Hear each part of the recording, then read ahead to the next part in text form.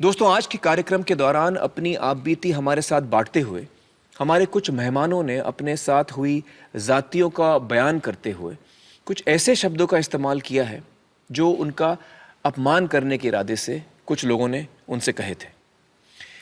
ये सदियों से हमारे समाज में चली आ रही कुरीतियों को दिखाते हैं, समाज के एक तबके के साथ हो रही ज़्यादतियों को दिखाते हैं, उनके दर्द को दिखाते हैं। अपने कार्यक्रम में इन शब्दों को हमने केवल अपनी सामाजिक सच्चाइयों से रूबरू होने के इरादे से जगह दी है, ताकि मिलकर हम एक बेहतर समाज बनने की ओर कदम बढ़ा सकें। हमारे मेहमानों का या हमारा कोई भी इरादा किसी जाति या समुदाय की भावनाओं को ठेस पहुंचाने का या किसी का अपमान करने का बिल्कुल नहीं है, बल्कि अपने समाज में इन शब्दों के इस्तेमाल की हम भरपूर निंदा करते हैं।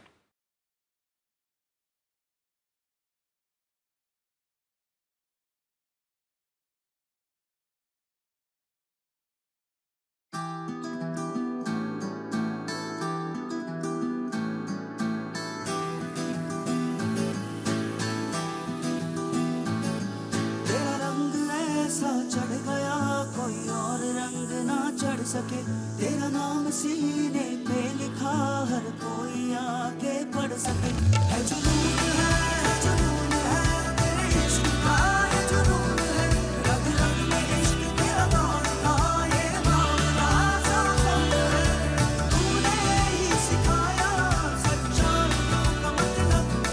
तेरे पास आके जाना मैंने जिंदगी का मकसद।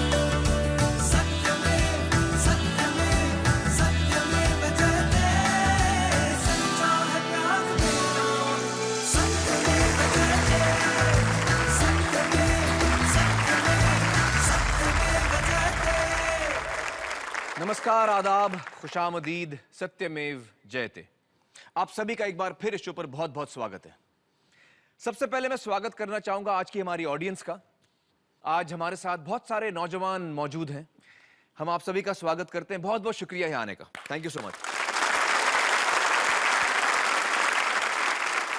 दोस्तों, खाना, पानी और हवा, ये तीन चीजें हमारी अहम जरूरतें हैं। इन तीनों के बगैर हम जी नहीं सकते। एक और चीज है जो मेरे हिसाब से इतनी अहमियत रखती है, और वो चीज है इज्जत, गरिमा, डिग्निटी। इज्जत के बगैर आप जी तो सकते हैं, लेकिन फिर आपकी जिंदगी बहुत ही खोखली या अधूरी और असंतुष्ट हो जाएगी। इज्जत के बगैर जैसे आपसे किसी ने आपकी इंसानियत ही छीन ली हो, आपका वजूद छीन लिया हो। अब आप सोचिए कि अगर मैं आपसे कहूं कि जिस दिन से आप पैदा होते हैं आपकी कोई इज्जत नहीं होगी, कोई गरिमा नहीं होगी, तो आपको कैसा लगेगा? और इसलिए नहीं क्योंकि आपसे कोई गलत काम हुआ है, बल्कि इसलिए कि आप कोई एक परिवार में जन्मे हैं। और अगर फिर मैं आपसे कहूं कि इस बेइज्जती का सामना आपको जिंदगी भर करना पड़ेगा, बल्कि जिंदगी के बाद भी, यानी मरने के बाद भी आप इससे छुटकारा नहीं पा सकेंगे, तो आपको कैसा लगेगा? दोस्तों, जिस किस्म की जिंदगी के बारे में मैंने आपको अभी बताया, वैसे ही जिंदगी हमारे देश में करोड़ों लोग जी रहे हैं। आइए दोस्तों, मिलते हैं आज की हमारी पहली मेहमान से। एक प्राध्यापिका और एक कामयाब लेखिका, एक गृहिणी, एक माँ और एक समाज सेविका। डॉक्टर कौशल पवार की जिंदगी के कई नायाब पहलू हैं। उन्होंने संस्कृत में पीएचडी की है। वेद ग्रंथों का गहरा अध्ययन कर इस विषय पर कई किताबें भी लिखी हैं। आज वे दिल्ली यूनिवर्सिटी में संस्कृत पढ़ाती हैं। एको ही दोषों गुण सन्निपात निमज तिंदो किरण क्षमाकर। लेकिन डॉक्टर कौशल पवार की जिंदगी सिर्फ एक सफल औरत की कहानी नहीं, बल्कि अपने वजूद को पाने के लिए किए गए संघर्ष की दास्तां है। कौशल पवार जी, बहुत बहुत शुक्रिया हमारे साथ जुड़ने का। आप जिस मुकाम पे पहुंच पाई हैं, वहाँ पर बहुत कम, हम में से बहुत कम वहाँ तक पहुँच पाते हैं। आप संस्कृत में पीएचडी हैं, आपने डॉक्टरेट पाई है, आप पढ़ाती हैं संस्कृत दिल्ली यूनिवर्सिटी में। मुझे बताइए कि यहाँ तक पहुँचने का जो आपका सफ़र था, उसके बारे में हमें कुछ बताइए। सर, एक्चुअली मैं हरियाणा के ऐसे पिछड़े हुए गांव से हूँ जहाँ दलित समुदाय में पढ़ने का अधिकार के साथ साथ अवसर भी नहीं है। मेरे माँ और पिताजी दोनों ही अनपढ़ हैं, अशिक्षित रहे हैं, लेकिन पिताजी ने इतनी सारी चीज़ें सामना की हैं सोसाइटी में, उनको लगा कि अगर मैंने ऐसे ही अपनी ज़िंदगी अपने बच्चों को भी दी, तो शायद मेरा बच्चे का पैदा करने का या उनको मैं वो नहीं बना पाऊँगा, जो मैं नहीं बन पाया। तो मेरे पिताजी ने हमेशा ये चाहा, हम पिताजी नहीं बोलते थे, चाचा बोलते थे। अच्छा। तो चाचा हमेशा चाहते थे कि हम खूब पढ़ें। जी। इसमें पूरा का पूरा सफ़र बहुत सारी असुविधाओं से, बहुत सारे उत्पीड़न से, बहुत सारी चीज़ों से मतलब जूझते हुए यहाँ तक पहुँचे। मुझे आज भी याद है मेरे स्कूल में क्योंकि हरियाणा के सरकारी स्कूल में मैं थी, उनमें मटका पानी का भर के लेके आते थे और वो मटका क्लास में रख दिया जाता था। और क्योंकि मैं वाल्मीकि समुदाय से संबंध रखती हूँ, जी। और मतलब सभी क्लास में सारे पानी पीते थे, लेकिन हमें नहीं पानी पीने दिया जाता था, क्योंकि हम उनके घरों में काम करते होते थे, झाड़ू लगाते थे, मैला उठाने वाला ऐसा गंदा काम उनके अनुसार करते थे। तो वो पानी वो खुद पिलाया करते थे हमें डाल के। आपको अधिकार नहीं था कि आप पानी ले लें। हम अपने आप अपने हाथ से नहीं ले सकते थे। मुझे आज भी याद है हमारे यहाँ वर्दी पहनने के लिए थी स्कूल में, यूनिफॉर्म, हाँ। यूनिफॉर्म थी, गुलाबी कमीज, सफ़ेद सलवार और सफ़ेद दुपट्टा। लेकिन दलित एससी जिसको संबोधित किया जाता है, उसमें जितने भी हम स्टूडेंट थे, हमें यूनिफॉर्म स्कूल से मिलती थी। अच्छा। वो ब्लू कलर का होता, नीला, नीले फीका रंग का। नीला, बल्कि वो दूर से पहचाने जाते थे बच्चे कि ये दलित कम्युनिटी के बच्चे हैं। अच्छा। मुझे जब ये वर्दी का कपड़ा जो मुझे मिला, मैंने एक दिन ऐसे ही कहा टीचर को, मैंने कहा सर, मास्टर जी, जब आपको कपड़ा ही देना है तो आप हमें सफ़ेद दे दीजिए या पिंक दे दीजिए। आपने कहा ऐसा? तो मास्टर जी ने मुझे बहुत ख़राब शब्दों में तुरंत ये कहा, अच्छा अब तेरे से पूछना पड़ेगा मुझे कि कौन से कलर का हमें देना चाहिए, कौन सा नहीं। एक बार मैं इसको बल्कि बहुत मुश्किल से बता पाती हूँ। पानी एक बार बहुत ज़्यादा प्यास लगी हुई थी, पानी पीने चले गए। एक हमारे यहाँ स्कूल के पास ब्राह्मणों के घर है, तो जब वहाँ हम गए पीने के पानी के लिए, सभी लड़कियों ने पानी पिया। जैसे ही मैं नलके की तरफ लगी, और ब्राह्मणी एकदम घर से बाहर आई, उसने तुरंत मुझे आते ही डांटा कि हैं चूड़े चमारों के, तुम क्या कर रहे हो, ये भागो यहाँ से, नल का खारा पानी देना शुरू कर देगा। इतनी बुरी तरह से मतलब बोला, मतलब एकदम ठेठ, जो एक सीधा कास्टिज्म का जो बनता है। तब मुझे लगा कि कुछ है अलग, जो इस वर्दी की वजह से है। मतलब अदरवाइज़ तो किसी को क्या पता कि मैं कौन सी कम्युनिटी की हूँ। तो मुझे बड़ा गुस्सा आया, मैं घर गई, मैंने फटाफट अपना बस्ता फेंका और एकदम बंद कमरे में जाके बैठ के खूब रोई। तो मेरे चाचा मुझे बहुत प्यार करते थे, तो आए वो, उन्होंने कहा क्या हो गया? तो मैंने कहा आज के बाद मैं ये वर्दी पहन के नहीं जाऊँगी, इस वर्दी को या तो जला दो या फेंक दूँगी, मैं इस वर्दी को नहीं पहनना। तो मेरे चाचा पूछे बार बार कि क्या हो गया, मैंने उनको फिर पूरा बताया। तो मैंने मेरे चाचा से पूछा, उस एज में भी मान लो मैं पी लेती ये पानी, तो सच में खारा पानी देना शुरू करता है ये नल का? तो मेरे पिताजी ने कुछ नहीं कहा, बस ये कहा कि कुछ नहीं बेटा, मैं तुम्हारे लिए सफ़ेद कपड़ा लेके आऊँगा वर्दी का, और तुम उसको पहन के जाना। और मैंने फिर भी दोबारा जिद की, मगर मेरे को बताओ। तो मेरे पिताजी ने फिर कहा कि बेटा मेरे को भी नहीं पता, बस ये डोल बनाई हुई है। डोल मतलब पार्टीशन एक तरह से, ऊंची कास्ट का और नीची कास्ट का। पता नहीं किसने बनाई, मैंने पूछा किसने बनाई, बस उन्होंने उस वक्त छोटी सी एज में ही मुझे ये कहा कि तुम ही पता करना है कि किसने बनाई है। अच्छा, ऐसा कहा उन्होंने कहा। और उस दिन की वर्डिंग और उस मतलब जो बात हुई थी हमारे बीच में, मुझे आज भी याद है। जो सबसे ज़्यादा आगे बढ़ने के लिए मेरा प्रेरणा का शब्द बना, सिर्फ इन्हीं चीज़ों को करने के लिए कि क्या वाकई ये व्यवस्था आदमियों ने बनाई या परमात्मा नाम की कोई चीज़ रही होगी उसने बनाई है। किसी ने तो बनाई होगी। अगर भगवान ने बनाई है तो भगवान ने हमें क्यों ऐसा बनाया? मुझे आज भी याद है, मैं क्लास में जब भी मतलब जाती थी, मेरी वर्दी पे चिकनी उसके छींटे लगे होते थे और मक्खियाँ भिन बना रही होती थी। और उसके पीछे का कारण क्या था? खाने के लिए सब्जी तो होती नहीं थी, तो लस्सी मांग के लेके आया करते थे पड़ोस में से। तो लस्सी लेने के लिए जाते, तो मैं वर्दी डाले हुए होती थी जैसे स्कूल की, वो डालते, वो कहती यहाँ रख दे, तो नीचे रखवाती डोलू को, और वो ऊपर से ऐसे लस्सी फेंकती, और वो फेंकती, वो डोलू में कम, कपड़ों पे ज़्यादा लगती, उससे भिनभिनाहट होती। और इसको जब मैं मतलब मैंने जब धर्मशास्त्रों को जब पढ़ा, तब मैंने देखा कि इसके पीछे कारण क्या था। क्या? क्योंकि ऐसे मतलब पूरा शास्त्र हमारे ये बताते हैं कि इन लोगों को इस तरीके से रहना चाहिए कि इनके कपड़ों में से बदबू आए। उनको नया कपड़ा पहनने का अधिकार नहीं है, उनको जेवर पहनने का अधिकार नहीं है, वो उनको हमेशा झूठन खानी है, हमेशा दूसरे के दिया हुआ खाना, उनके उस पे उनको जीवित रहना है, अपने आप से कुछ नहीं लेना। आर्थिक रूप से हम लोग बहुत कमज़ोर थे। लेकिन ये रहा कि पिताजी को हमेशा मैंने हँसते हुए देखा। उनके पास खाने के लिए अगर कुछ नहीं होता था या हमें खिलाने के लिए कुछ नहीं होता था, तभी उनके चेहरे पे कभी सिकन तक नहीं आई। हमेशा हँसते रहा करते थे और ये कहते, कोई बात नहीं, अभी आ जाएगा, थोड़ी सी देर में, शाम तक ले आऊँगा। और मतलब मुझे आज भी वो दिन याद है कि हम स्कूल से जब लौटते थे, घर में कुछ नहीं होता था, सब्जी या कुछ ऐसी कोई इवन चटनी तक नहीं होती थी खाने के लिए। और आपको मैं बताऊं कि हम खाना कैसे खाते थे स्कूल से आने के बाद। पानी में चीनी डालते, मीठा पानी बना के घोलते उसको अच्छे से, मीठा पानी बना के, तो हम लोग उस मीठे पानी से रोटी को गटका करते थे। मुझे आज भी याद है कि मैं मेरी ताई के साथ दूसरे के घरों में मतलब मैला उठाने के लिए जाया करती थी। स्कूल में जब मैं पढ़ती थी, एक बार मैं मेरी ताई जी के साथ गई। मुझे नहीं पता था कि जिस घर में मैं काम करने के लिए जा रही हूँ, उसी घर की लड़की, ब्रजेश नाम है बल्कि उसका, तो मुझे नहीं पता था ये ब्रजेश का घर है। तो क्योंकि घर में तो आना जाना तो बहुत बाद की बात है ना, मतलब एक पूरा हमारे तो घर ही गाँव से बाहर है बिल्कुल जी एकदम। जी जी जी। मेरी ताई के साथ मैं मतलब चली गई, और सिर्फ इस लालच में कि मेरी ताई को काम करने के बाद जो रोटी मिलेगी, और रोटी के साथ सब्जी भी मिलेगी। जैसे ही मैं वहाँ पहुँची, मैंने देखा कि ये तो मतलब ब्रजेश है। उसने भी मुझे देख लिया और मैंने भी देख लिया। खैर जो कूड़ा और जो गंद, जो मल होता है, जो वो मेरी ताई के साथ मैं उठवाती रही, वो डाल डाल के आती रही। लेकिन देख चुकी थी वो मुझे। खाने के लिए तो मिला ज़रूर, लेकिन अंदर से ये रहा कि कल पता नहीं क्या होगा, मतलब जैसे कुछ छीन लिया जाए बच्चे से। खैर मैं अगले दिन स्कूल पहुंची, मेरे से पहले ही सारी चीज़ें स्कूल पहुंच चुकी थी। जैसे ही पहुंची और मतलब लड़कियों ने घेरना मुझे शुरू कर दिया। जिनको नहीं पता था उनको भी उसने खूब ज़ोर ज़ोर से के बताया।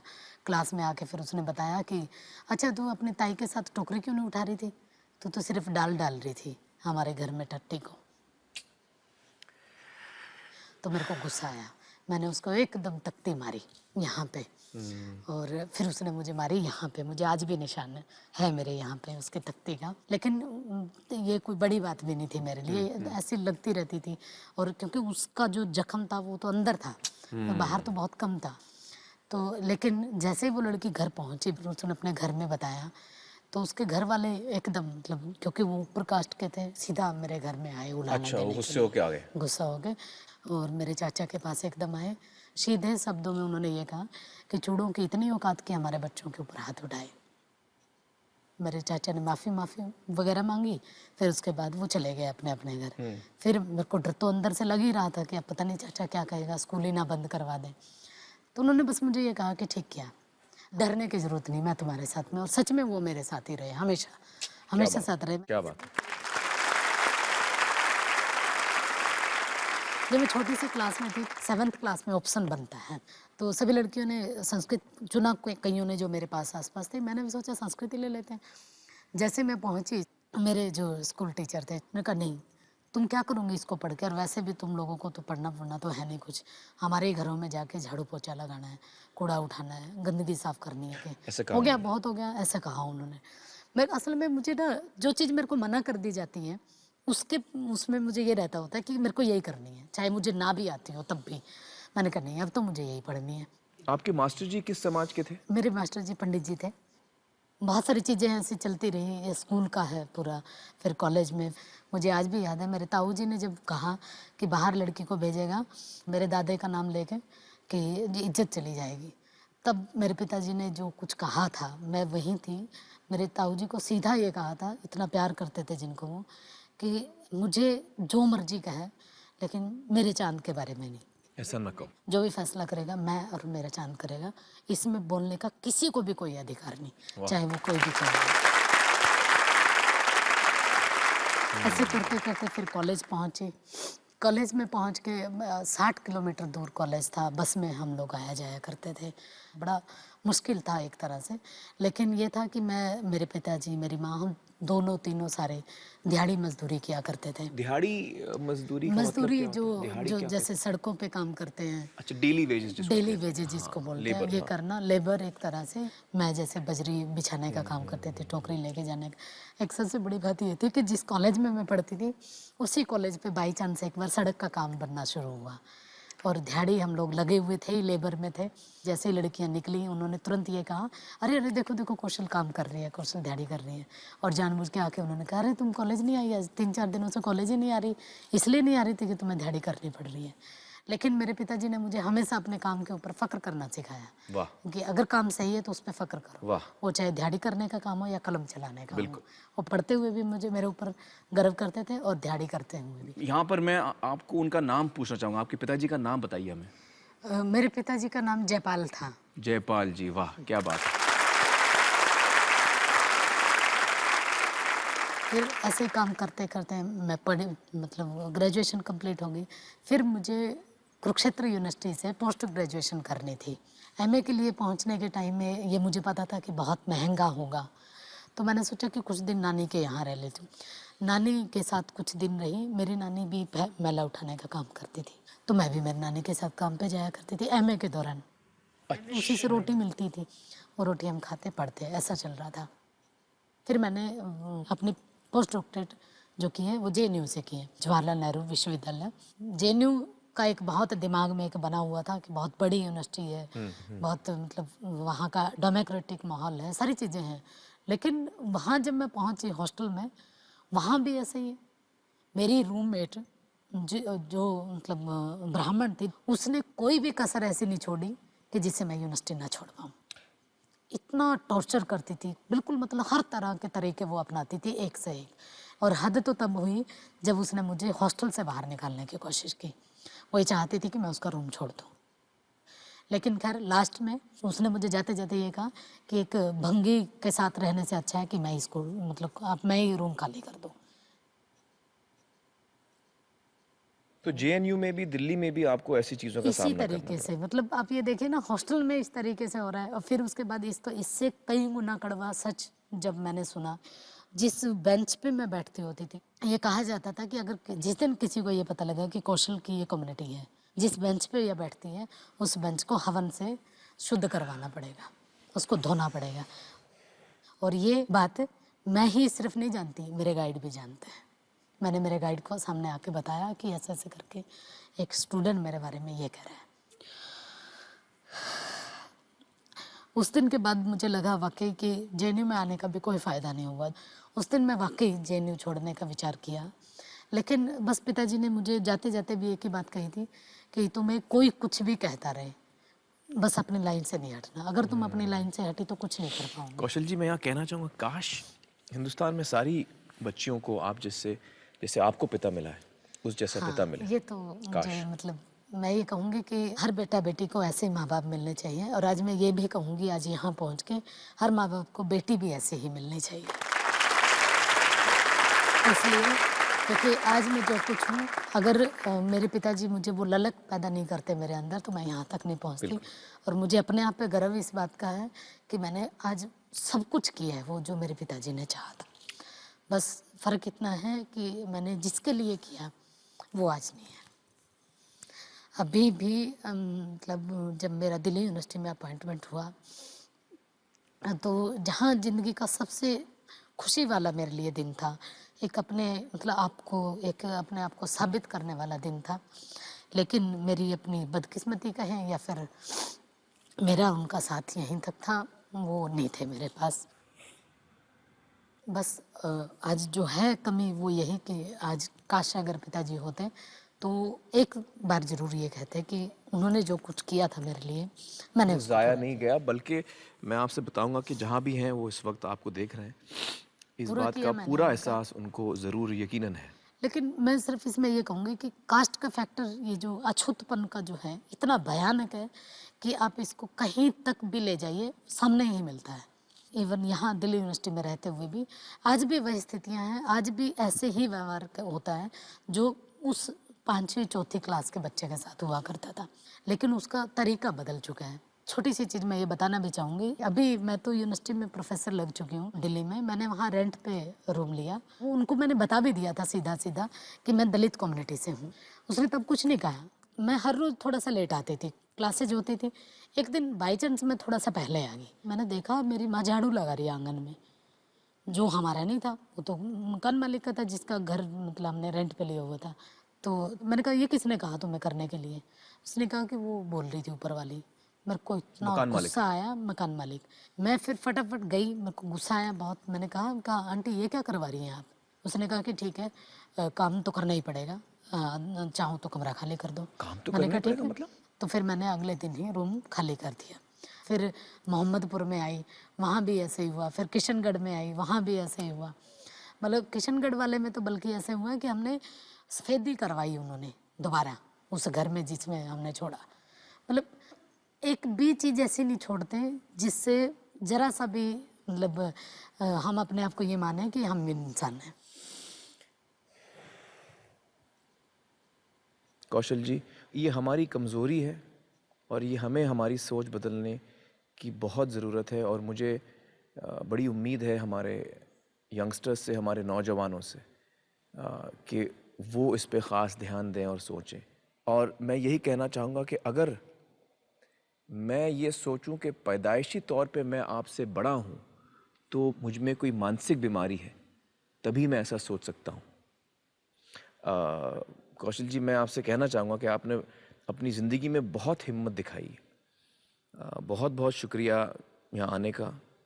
और मैं आपको सलाम करता हूँ। और आपके पिताजी जिन्हें आप चाचा कहते थी, उनको हम याद करते हैं और हमारी दुआओं में हमेशा याद करेंगे। बहुत बहुत शुक्रिया हमारे साथ बातचीत करने का।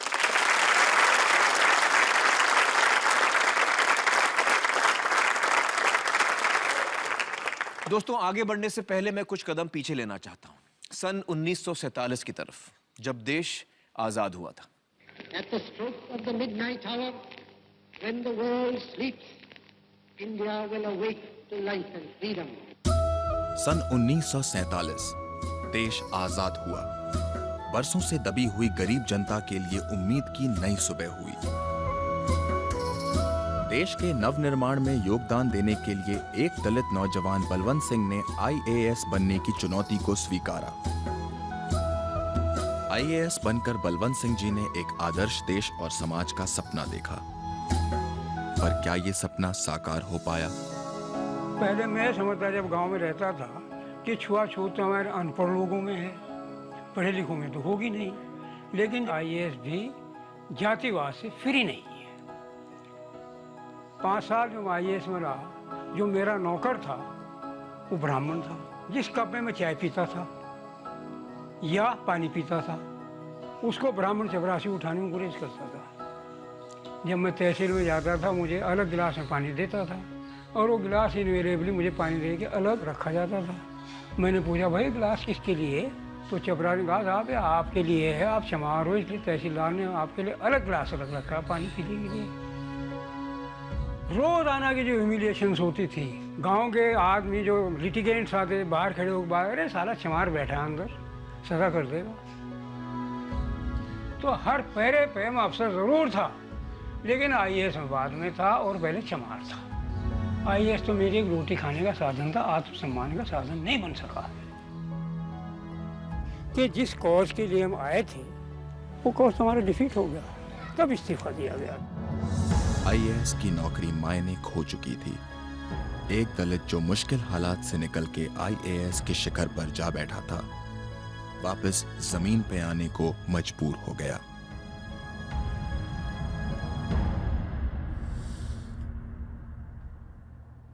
दोस्तों, बलवंत सिंह जी ने IAS से इस्तीफा दिया सन 1962 में।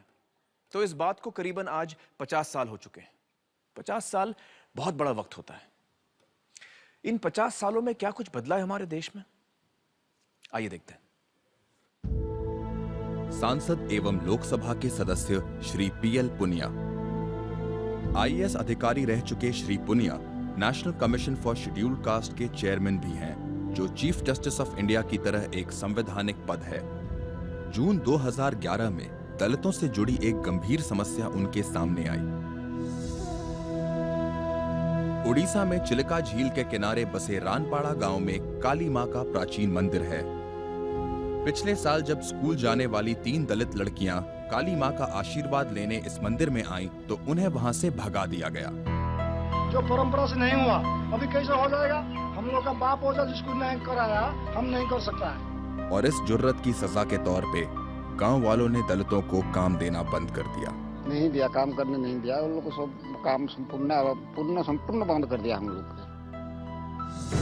मंदिर में एक बोर्ड भी लगाया गया जिस पर साफ लिखा था कि दलितों का यहाँ आना मना है। मीडिया ने इस अमानवीय प्रथा पर उंगली उठाई। खबर सारे देश में फैली, लेकिन मंदिर के कर्ता धर्ताओं पर इसका कोई असर नहीं हुआ। जब श्री पीएल पुनिया को इस बात का पता चला तो वो गांव के दलितों को साथ लेकर काली मां के दर्शन को निकल पड़े। हम सब लोग फाटक को पार करके अंदर गए। अंदर वहां तक गए जहां पर मूर्तियां लगी हैं और उसका दरवाजा है, लेकिन पुजारी आमद को भाप गए थे और पुजारी वहां पर ताला लगा के भाग गए। तो हम ये नहीं देख पाए कि मूर्ति कैसी है, हम मूर्ति के दर्शन भी नहीं कर पाए। मंदिर के संचालकों को इस बात से कोई फर्क नहीं पड़ा कि श्री पुनिया देश के इतने ऊंचे संवैधानिक पद पर नियुक्त थे। वे किसी भी हालत में मंदिर के गर्भगृह में एक दलित का प्रवेश रोकने पर तुले हुए थे। महत्वपूर्ण नहीं है कि हम मूर्ति को देख सके कि नहीं, महत्वपूर्ण ये है कि ये प्रथा आज भी मौजूद है।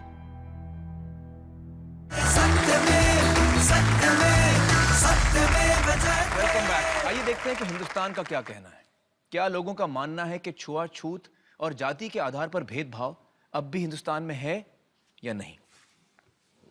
मेरे हिसाब से इस देश में अभी छुआछूत नहीं होता है। शहरों में भी जात पात नहीं होता, गांव में भी जात पात नहीं होता। जातिवाद अब इतना नहीं होता है। जात पात से कोई भेदभाव नहीं होता, अब उतना नहीं रखता है। आजकल किसी के पास टाइम कहाँ है इतना सोचने का भी। छुआछूत का जो भी भेदभाव है वो बिल्कुल ही खत्म हो चुका है सर। इक्वल लेवल अभी ट्रीटमेंट हो रही है। मैं समझता हूँ कि जाति पाति का तो भेदभाव रह ही नहीं गया है। कास्ट में कुछ अंतर नहीं रहा, सबको इंसानियत मानते हैं, तो छुआछूत बिल्कुल भी नहीं।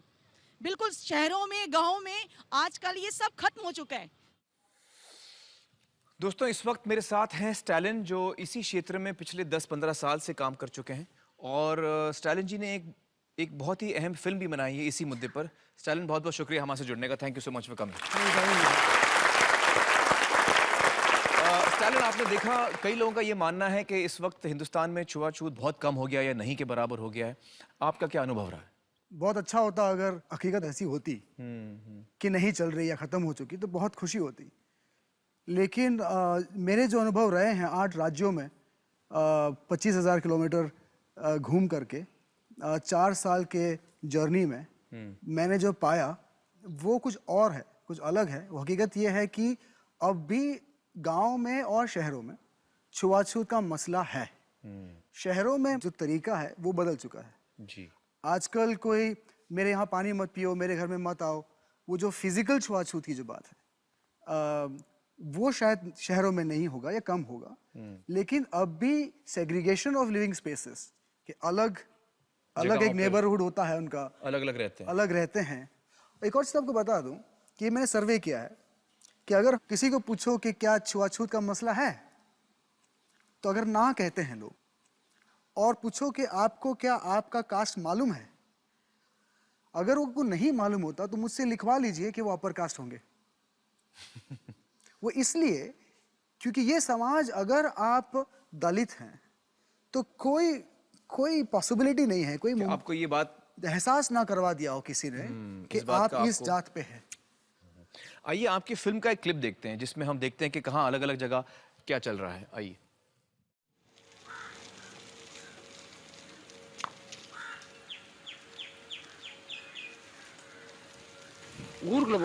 गांव में प्रवेश करते वक्त कुछ नियमों का पालन करना पड़ता है। हमारी परंपरा के अनुसार दलितों का चप्पल पहन के ऊंची जाति के इलाके में दाखिल होना मना है।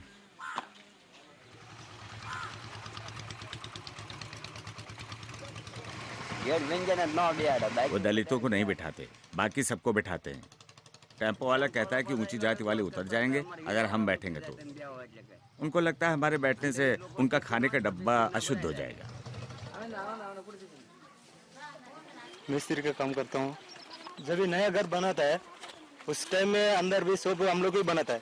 घर पूरा होने के बाद कलर वगैरह सब मारने के बाद अंदर नहीं आने देता। क्यों नहीं आने देता? उन दलितों लोग ऐसे नहीं आने देता। हम गाजर धोने नदी के उस ओर गए थे। उन्होंने जब देखा तो चिल्लाए, तुम दलित हमारी तरफ की पानी में क्या कर रहे हो? किसी को तो मरना पड़ेगा इसके लिए, वो बोले। वो बोले, तुम दलितों को मालूम नहीं तुम्हारा पानी नीचे की तरफ है, यहाँ क्यों आए? भागो यहाँ से। पीछे के रास्ते से उन्होंने हमारे घर पर ईंट, पत्थर, कांच की बोतलें फेंकी।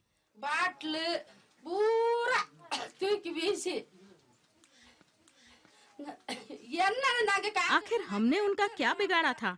हमारा गुनाह क्या था? हम बस थोड़ा सा पानी ही तो लेने गए थे, क्या वो भी हमें नसीब नहीं?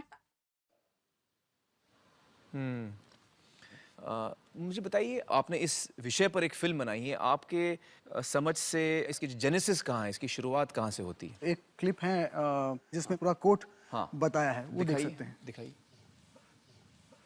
मेरा नाम बड़ू प्रसाद शर्मा शास्त्री है। ये जो तुलसी मानस मंदिर है, इसका मैं अधीक्षक हूँ और काशी के जो विद्वानों की मंडली है, श्री काशी विद्वत परिषद का मैं महामंत्री। शास्त्र को आधार मानने वाला होने के नाते मैं कट्टर हिंदू ब्राह्मण हूँ, छुआछूत जात पात मानता हूँ। देखो, वो जो दिव्य पुरुष है, वेद विराट पुरुष है, उसके ब्राह्मणोस्य मुखमाशीत, उसके मुख से ब्राह्मण पैदा हुआ, ठीक है। बाहु राजन्यः, बाहु से क्षत्रिय, ऊरु तदस्य जनवैश्यः, पेट से यहाँ ये जो स्थान है ना, यहाँ से वैश्य पैदा हुआ। पदभ्याम शूद्रो अजायत, पैरों से शूद्र अजायत बने पैदा हुआ। कल को ये पैर कह दे, करोड़ों वर्ष से हमारे ऊपर ये शरीर खड़ा है, हमको दलित कर दिया है इसने, अब हम ऊपर रहेंगे और सिर नीचे रहेगा। अब पता लगा कि स्टालिन सिर के पर चल रहा है, कहीं पागल हो गए क्या हो? हैं? आपको जो है भारत का जो संविधान है, उसके और हमारे जो वेद है, उसके बीच में चुनना है आपको। नहीं, हमको भारत संविधान हम नहीं चुनते, हम भारत संविधान को संविधान नहीं मानते। हम भारत का संविधान जो है अशास्त्रीय है, हम इस संविधान को हम अपनी दुर्गति मानते हैं। मुझे बड़ा आश्चर्य हो रहा है और दुख भी कि कोई हिंदुस्तान का नागरिक हमारे संविधान को नहीं मानता।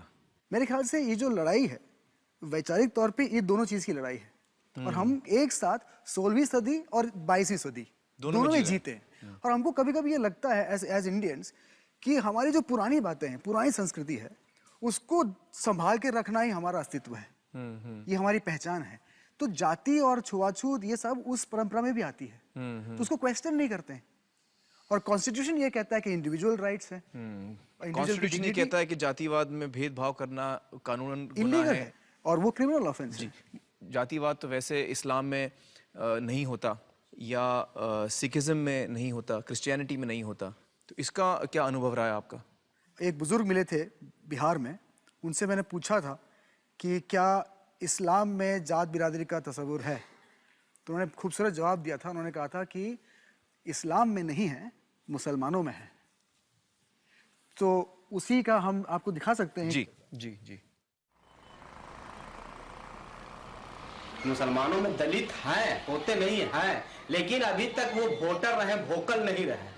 मुसलमानों में नट है, पमड़िया है, हललखोर है, भंगी है, भाट है, धोबी है। उसी तरह से जो उधर भी जातियां हैं, इधर भी जातियां लगभग 1 दर्जन की जातियां हैं। शेख सैयद जो लोग हैं, बड़े खानदान के हैं, बड़े पोस्ट पर हैं, वो तो अभी तक अपने घर को बैठने भी नहीं देते हैं साथ में। छूत मानते हैं, घिन मानते हैं। ये तो घर घर का है, जिससे भी पूछेगा आप बता सकते हैं, हम क्या कर सकते हैं। मतलब जात पात है? हाँ, जात पात अभी है। जात पात एक ही जगह नहीं है कि मस्जिद जहाँ पर हम लोग अल्लाह की इबादत करने जाते हैं, वहाँ पर कोई जात पात नहीं है। वहाँ पर सिर्फ बना लिया गया है कि हम भी मुसलमान, आप भी मुसलमान हैं, एक साथ पढ़िए, मगर एक साथ और कोई कर्म नहीं कर सकते हैं आप।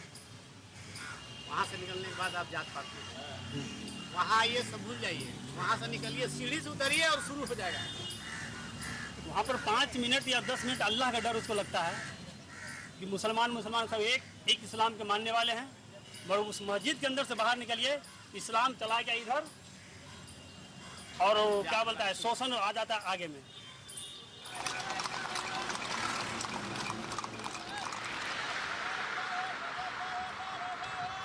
कुछ लोग यहाँ से आते हैं, कुछ लोग वहाँ से आते हैं, ऐसा क्यों? यहाँ जो है ना मजहबी सिखा सकते हैं, और वो जो है ना उधर वो जट जमींदारों के लिए है। यहाँ गांव में किसी ने कोशिश की है कि वो जो जाट सिखों वाला दरवाजा है वहाँ से प्रसाद ले? हाँ, बड़ी बार है। एक आदमी का कपार फोड़ दिया था। वो लोहे का इतना बड़ा होता है बर्तन, उसने मार के उसका कपार फोड़ दिया। ऐसा होता है। जैसे गुरु की वाणी कहती है कि अवल अल्लाह नूर पाया कुदरत के सब बंदे, एक नूर से सब जग उपजा कौन भले को मंदे। जात होने के कारण ही ये जो गुरुद्वारे अलग अलग बने हुए हैं। हमारे गांव में तो 2 है, कहीं कहीं 3-3, 4-4 गुरुद्वारे हैं। जितनी जाति है उतने गुरुद्वारे है या मंदिर है।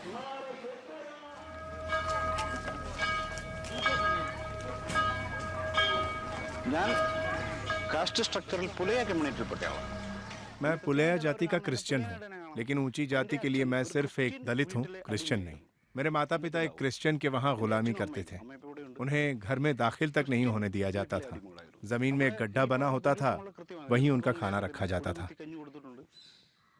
उनको हर प्रकार की छुआछूत और भेदभाव को सहना पड़ा। ये किसकी चर्च है? हमारी, दलितों की। ऊंची जाति के लोग हमारी चर्च में नहीं आते, उनकी चर्च में जाए तो अलग बिठाते हैं। उन्हें लगता है हमारा खून अलग है। उनके खून का रंग नीला और हमारा लाल।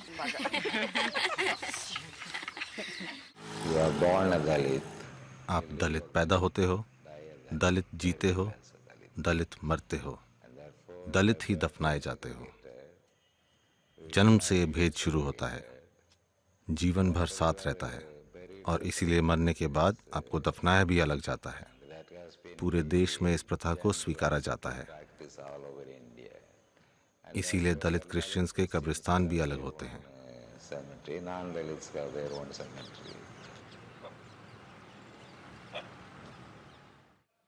मुझे बताइए, इसकी शुरुआत तो जब बच्चा छोटा होता है तब से ही एक तरह से माँ बाप से शुरू होती है, लेकिन जो पहला कदम बच्चे का होता है घर से बाहर, वो स्कूल में होता है। तो ये वहाँ पर भी इसकी शुरुआत वहाँ से होती होगी। आपके फिल्म में भी कई दृश्य दिखाए हैं आपने जिसमें कि आप ये दिखाते हैं। आइए हम लोगों को वो सीन दिखाते हैं।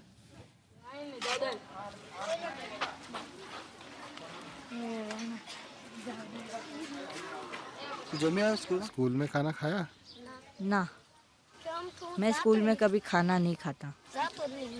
क्यों? बाकी बच्चे अशुद्ध हो जाते मेरी वजह से, इसलिए सब एक साथ बैठते, मुझे अलग बैठना पड़ता है, अकेले। इसलिए मैं जाता नहीं, मुझे शर्म आती है।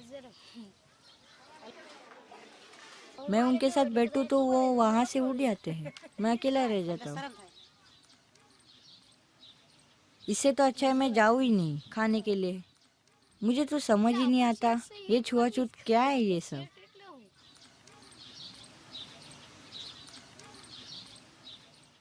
ये मिड डे मील सर्व हो रहा था, उसमें बच्चा नहीं बैठा था। वहां पे केस ये था कि दलित बच्चों को अलग बिठाते हैं। सी, छुआछूत एक पनिशमेंट है कास्ट को बरकरार रखने के लिए। अब उसमें उसको पकड़े रखना है तो 2 चीज की जरूरत है। एक अलगापन, अलग रखो सब चीज को, और दूसरा है कि जो खून है उसको उसी में बांधे रखो। तो हम 2 चीज में कास्ट को देखते हैं, रोटी और बेटी व्यवहार। रोटी का मतलब है खाना पीना, उठना बैठना, छूना, स्पेस, सेग्रीगेशंस, उस सारा व्यवहार। और जो सफ़र करते हैं, जैसे ये बच्चे सफ़र जो कर रहे हैं, उसको अलग होने से वो उससे उसकी डिग्निटी चली जाती है ना, आत्मसम्मान बिल्कुल चूर हो जाता है। और जब चूर हो जाता है वो अपने आप से एक वो समझौता कर लेता है कि मैं अपने घर में अच्छा हूँ। अब कैन यू इमेजिन, वो 10 साल का लड़का 10 साल से उसने कॉम्प्रोमाइज कर लिया है कि यार इससे तो अच्छा ना जाना, तो उसको वो अलग करने में स्ट्रेटेजी कामयाब हो गई। ये तो हमने जो देखा वो बहुत सिंपल है, इससे भी काफी घिनौने छुआछूत के प्रैक्टिसेस हैं। वो हम अगले क्लिप में देख सकते हैं। ये तीसरी में 5वीं और ये 7वीं। अबे स्कूल में जाओ, भगवान तो स्कूल में पढ़ने के अलावा और क्या क्या करते हो? हम ये सारी जगह साफ करते हैं। सबकी बारी होती है सफाई की। सोमवार को मेरी, मंगल को इसकी और इसकी बुधवार को। सब बच्चों की बारी आती है? पटेल और शिरोया नहीं। मैं समझा नहीं, आप समझाओ। आप समझ गए हो। मैं सच में नहीं समझा। पटेल और शिरोया की बारी नहीं आती। वो ना ही झाड़ू लगाते, ना बर्तन साफ करते, सब हमें ही करना पड़ता है। वो रहे संडास, वो लड़कों का और ये लड़कियों का। तो ये आप लोग साफ करते हो? हाँ, रोज साफ करते, ना करे तो मार पड़ती है। 2 बाल्टी लेकर हम 2 लोग जाते, दोनों में पानी भरते, फिर झाड़ू से साफ करते, फिर से पानी डालते, फिर पानी से साफ करते। अगर कुछ गंदा रह गया तो फिर से साफ करते। मुझसे वो सारे टॉयलेट साफ कराते थे, हॉस्टल के, लड़कियों के, लड़कों के, सभी। मैंने अपने बच्चे को इसलिए स्कूल भेजा था कि उसे हमारी तरह टॉयलेट साफ न करना पड़े, लेकिन उसे वहाँ भी यही काम करना पड़ा। अब पिछले 1 साल से वो स्कूल जाने से मना कर रहा है।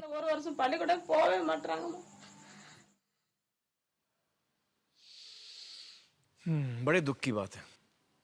आप लोगों को क्या लगता है, मतलब अगर आपकी उम्र है 5 साल 6 साल की और आपको स्कूल में बोला जाए कि आप बाथरूम साफ करिए, तो आपके ऊपर क्या बीतेगी? हेलो सर, मेरा नाम शशि है। हाँ सर, फर्स्ट टाइम मैं हॉस्टल में आया था तो मेरे से कपड़ा धोने के लिए लगाया था, तो उस टाइम मैंने बहुत बैड फील किया था।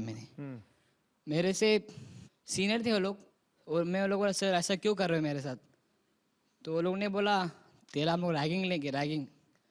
सर, मैं रूम का झाड़ू मारने का, झाड़ू लगाने का, मेरा एक ही रूम है, मैं एक रूम में झाड़ू लगाता, मेरे को 3 रूम लगाते झाड़ू मारने। मैं इससे मेरे साथ क्यों नाइंसाफी सर? रैगिंग जो आप बता रहे हैं, आप सोचिए कि कुछ लोगों की रैगिंग 3000 साल से सिर्फ इसलिए हो रही है कि वो कुछ ऐसे परिवार में उन्होंने जन्म लिया जिसको हम छोटी जात मानते हैं, जिसको उनकी समाज हर स्पेस में रैगिंग हो रही है और चलते रहता है। और हम ये कहते हैं कि नहीं वो तो मस्ती है यार, वो रैगिंग थोड़ी है। अब हम ये भी कहते हैं कास्ट के मामले में ये तो परंपरा है ये तो हमारा लाइफस्टाइल है, रैगिंग थोड़ी है। शशि, मुझे बड़ा दुख हो रहा है आपकी बातें सुनकर, और मैं आपके साथ हूँ, हम सब आपके साथ हैं, मुझे लगता है। Thanks sir.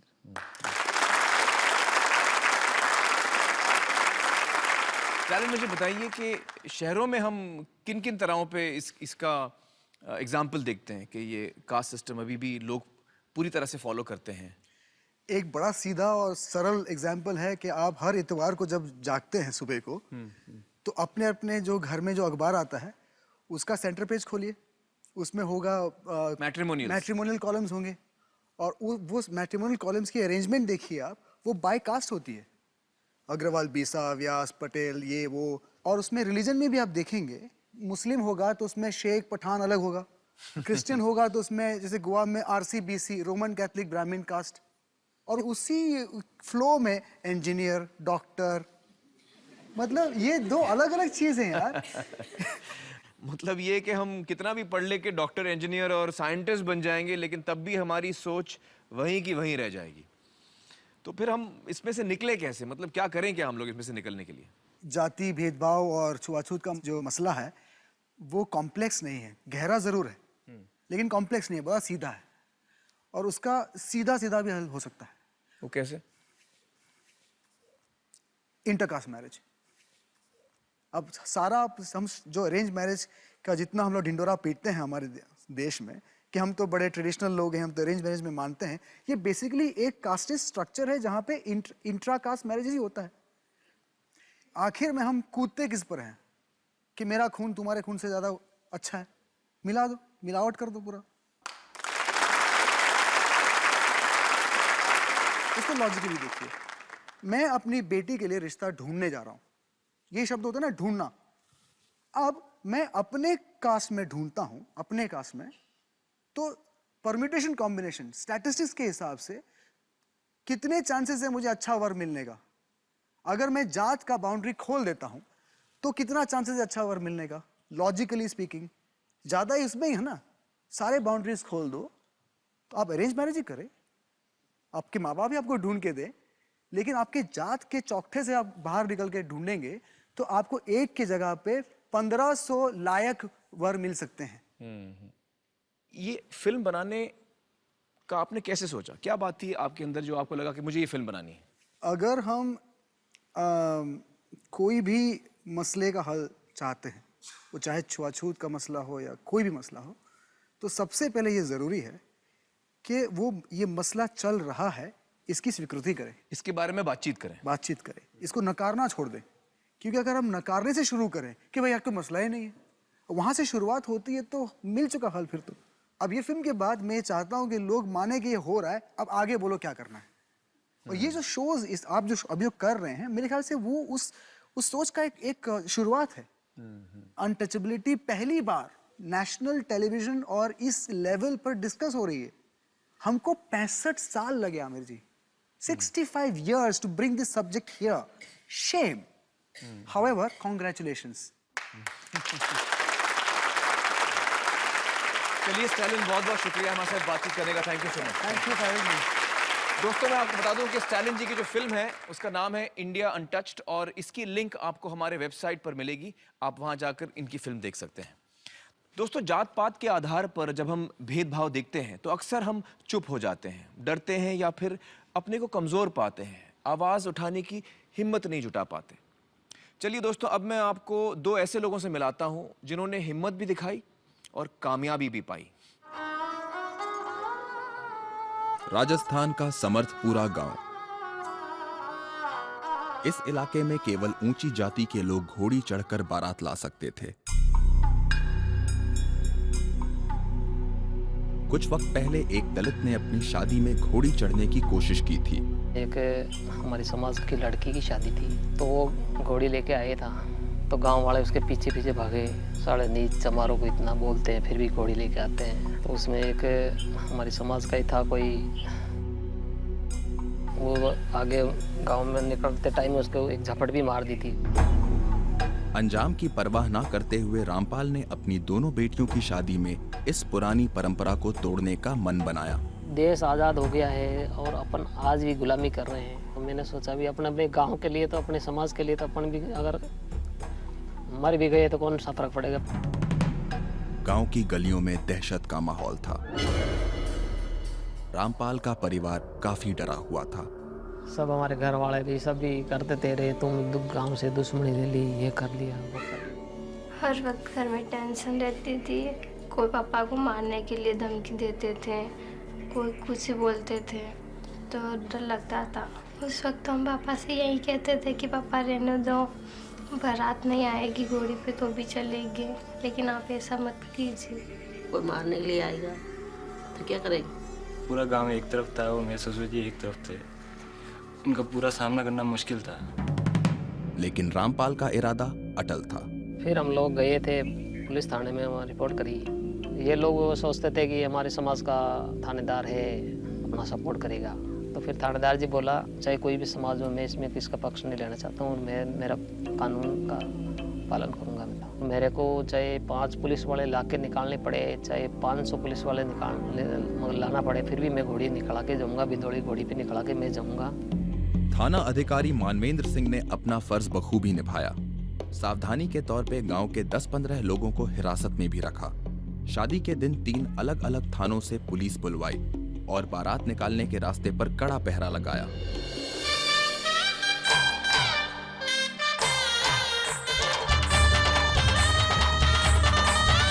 बिंदौड़ी निकल गई राजी खुशी हमारी, शांति से, बिल्कुल कोई गड़बड़ नहीं हुई।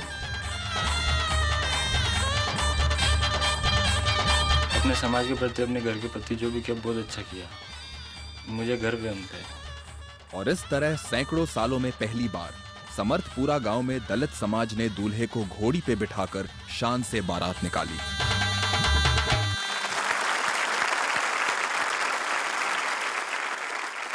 दोस्तों, इस वक्त मेरे साथ मौजूद हैं रामपाल जी। बहुत बहुत स्वागत है आपका रामपाल जी। आपने बहुत हिम्मत और बहादुरी दिखाई, और साथ में उस पुलिस अफसर ने भी, जिनका नाम है मानवेंद्र सिंह जी।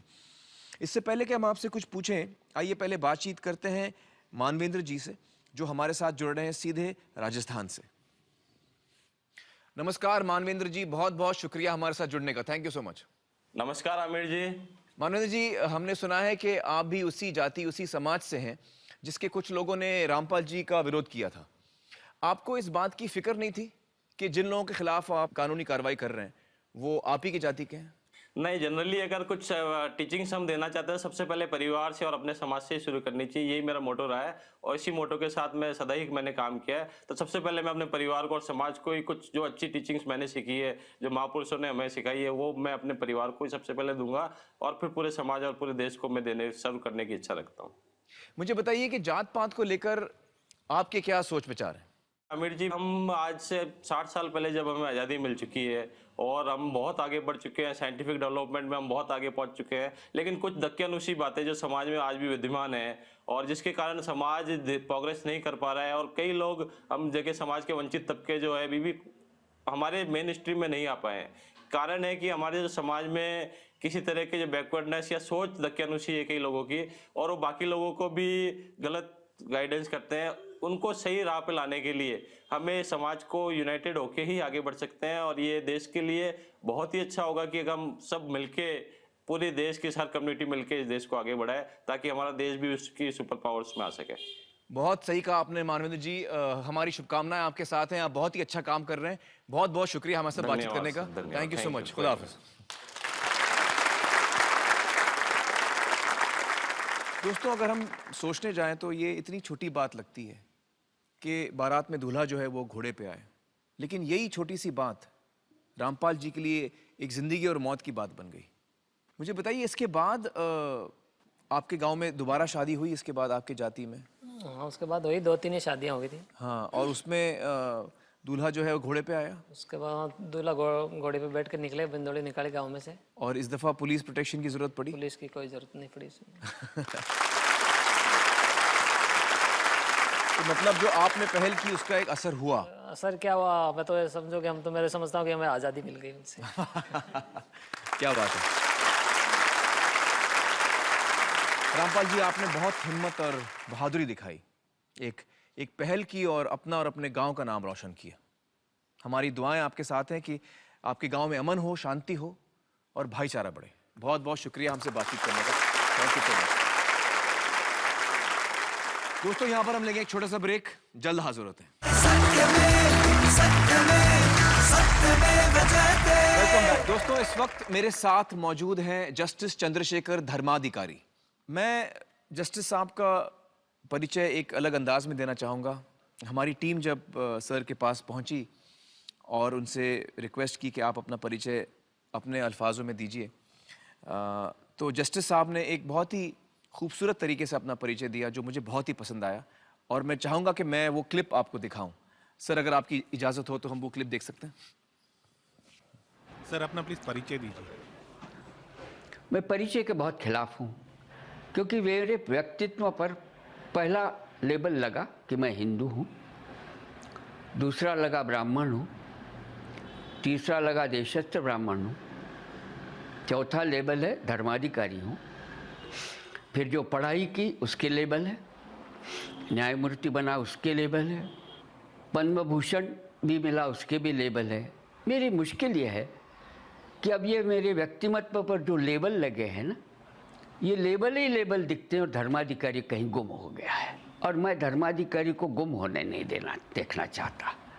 ये भी बता दूं आपको कि ये महात्मा गांधी नाम का जो आदमी था वो मेरे कंधे पर हाथ रखकर 4-5 बार घूमने गया है, इसलिए जिंदगी में ये कंधे में बहुत शक्ति आई, ये कभी झुका नहीं है।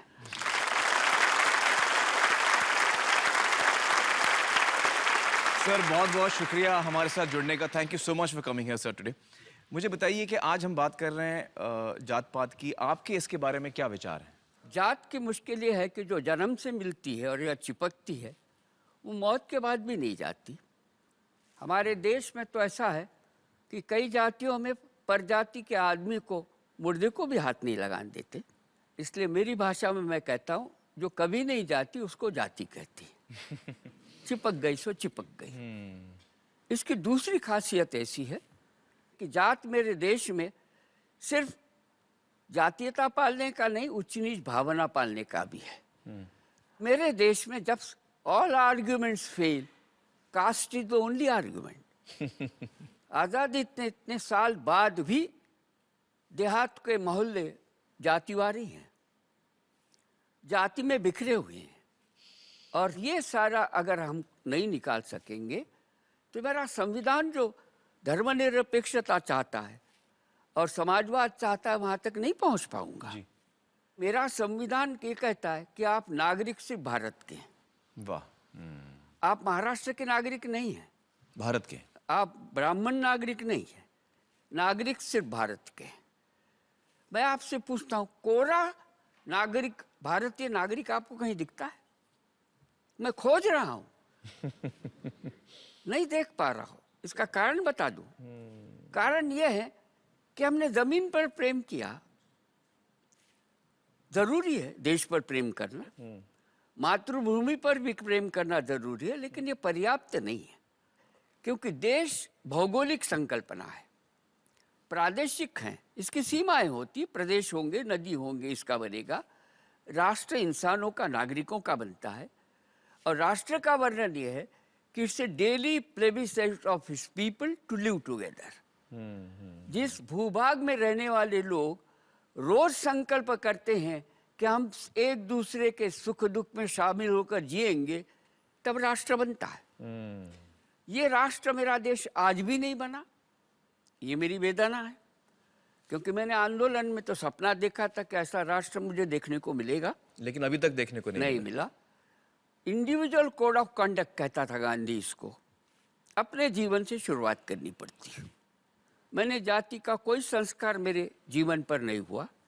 मैं धर्माधिकारी हूँ, बहुत सनातनी घराना है, आद्य शंकराचार्य का आशीर्वाद मिला हुआ है, वेदशास्त्र संपन्न है।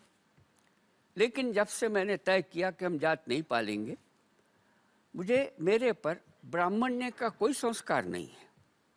मैंने जनेऊ नहीं की, व्रतबंध नहीं किया, इसलिए सनातनी धर्माधिकारियों के घर में मेरी खाने का इंतजाम अलग होता है। अच्छा। उनके स्नान गृह में भी नहा नहीं सकता। आपको बता देना चाहता हूँ कि गांधी के क्रांति का एक प्रतीक झाड़ू था। जैसा चरखा था उत्पादक परिश्रम के प्रतिष्ठा के लिए, झाड़ू था सामाजिक विषमता खत्म करने के लिए। तो क्योंकि हमारे देश में गंदगी करने वाले की प्रतिष्ठा ज़्यादा है, साफ करने वाले की कम है। गांधी ने माना था कि ब्राह्मण के हाथ में झाड़ू आएगा और वो संडास सफाई से सब कुछ करेगा, और दलित जो है उसके हाथ में भगवद गीता जाएगी तो जाति पात खत्म हो जाएगा।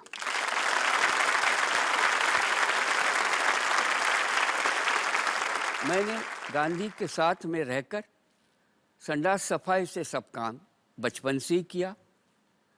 जातीयता समाप्त करनी होगी तो कोई संस्कार नहीं पालना पड़ेगा। तो जहाँ जहाँ विषमता पाली जाती थी, जातीयता पाली जाती थी, उस सब से मैं दूर रह सका, और उसका मुझे बहुत फायदा हुआ। आपको बता देना चाहता हूँ, धर्माधिकारी नाम के कोई मेहमान मेरे घर में नहीं आए, इसलिए मेहमानों की तकलीफ मेरे बीबी को बिल्कुल नहीं हुई। तो हम इन विचारों में से बाहर कैसे निकल सकते हैं? मेरा भतीजा बीमार था, हॉस्पिटल में था, खून देने की जरूरत थी। हम धर्माधिकारी फैमिली के किसी का खून उसके खून से जुड़ा नहीं, मैच नहीं हुआ, नहीं मैच हुआ, सूट नहीं हुआ। वहाँ का जो सफाई कामगार था उसका खून उसको सूट हुआ, मैच हुआ। उसका खून देकर ये ब्राह्मण का लड़का होश में आया, क्योंकि खून के तो 4 ही ग्रुप हैं ना, और चारों ग्रुप ब्राह्मण से लेकर सबके लिए समान है। तो फिर जातीयता क्या सिर्फ चमड़े के भरोसे पाल रहे हैं? क्योंकि खून तक तो जात नहीं पहुंचती। वाह, क्या बात। ये बायोलॉजिकल एक्सीडेंट है कि आप कौन सी जाति में पैदा होते हैं, और इसको कितना हमको पालना है, इसको सोचने की जरूरत है। क्योंकि हमने लोकतंत्र तो माना, लेकिन माँ बाप चुनने का तो अधिकार हमको नहीं दिया किसी ने, और अगर देते तो शायद मेरे बच्चे मुझे नहीं चुनते। इसलिए जो बायोलॉजिकल एक्सीडेंट है उसके भरोसे पर मिलने वाली जितनी प्रतिष्ठा होगी उससे इनकार करना पड़ेगा। किसी को जात पूछेंगे नहीं। क्या बात है। किसी को जात बताएंगे नहीं। किसी को जात पूछेंगे नहीं, किसी को जात बताएंगे नहीं। आगे जाता हूं। मैत्री, दोस्ती या फ्रेंडशिप आप जो कहते हैं ना, ये सबसे बड़ा स्पिरिचुअल एलिमेंट है। इसमें आप जाति धर्म कुछ नहीं देखते। आपको बता देना चाहता हूं कि जब तक जाति धर्म के नाम पर मोर इक्वल होने की आपकी अगर इच्छा होगी तो फिर आप नागरिकता भी नहीं पाल सकते, इंसानियत भी नहीं पाल सकते। दोस्ती का तो छोड़ ही दीजिए, इसको मनुष्य का अपमान भी मानता हूं। और एक चीज पालनी पड़ती है कि मंदिरों में भी जाने का मोह छोड़ना पड़ेगा। आप क्यों जाएंगे वो मंदिर में जिसमें दलित नहीं जा सकता? ये ऐसा कैसा भगवान है जिसको मनुष्य से घृणा है? आप सब लोग जिंदगी में स्वर्ग में बर्थ रिजर्वेशन के लिए जीते हैं और मेरे साथ जीते हैं तो रैन बसेरा होता है, और ऊपर आपका निजधाम है। तो बहुत नम्रतापूर्वक आपसे कहना चाहता हूं कि जहां आपको दिलचस्पी है और जिस स्वर्ग के बर्थ रिजर्वेशन से आप जाते हैं, तो मेहरबानी कर जल्दी क्यों नहीं चले जाते? क्या बात। विषमता को समता में परिवर्तित करने की शक्ति आप में होनी चाहिए। वो शक्ति और संकल्प करने की सद्बुद्धि भगवान आपको दे, ऐसे भगवान से प्रार्थना करता हूँ। आप सबको नमस्कार करता हूँ।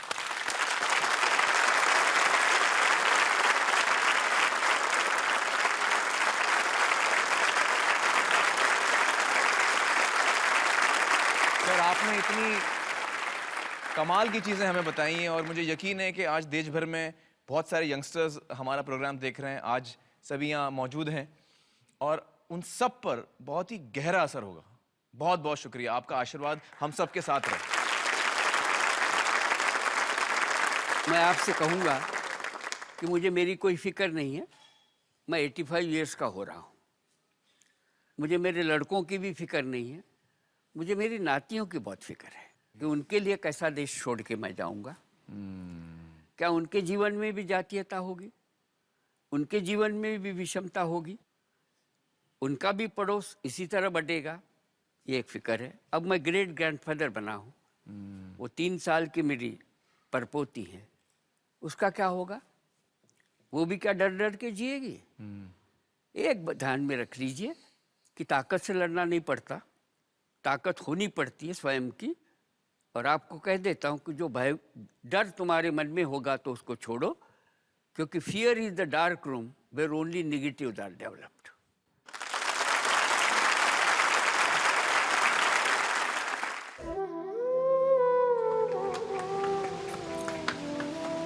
भारत को आजाद हुए 65 साल हो गए हैं, लेकिन विकास के तमाम दावे भरने के बाद भी ऐसे बहुत से लोग हैं जो आज भी सर पे दूसरों का मल मूत्र रोजाना उठाते हैं।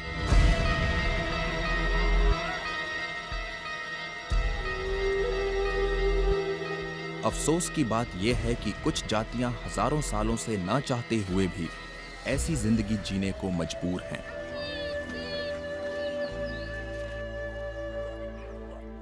ऐसी ही एक जाति में पैदा हुए थे बेजवाड़ा विल्सन, जिन्होंने बचपन से ही अपने माँ बाप, भाई बहनों को दूसरों का मल उठाते हुए देखा था। इस सच्चाई को देख देख विल्सन के मन में बेचैनी बढ़ती रही।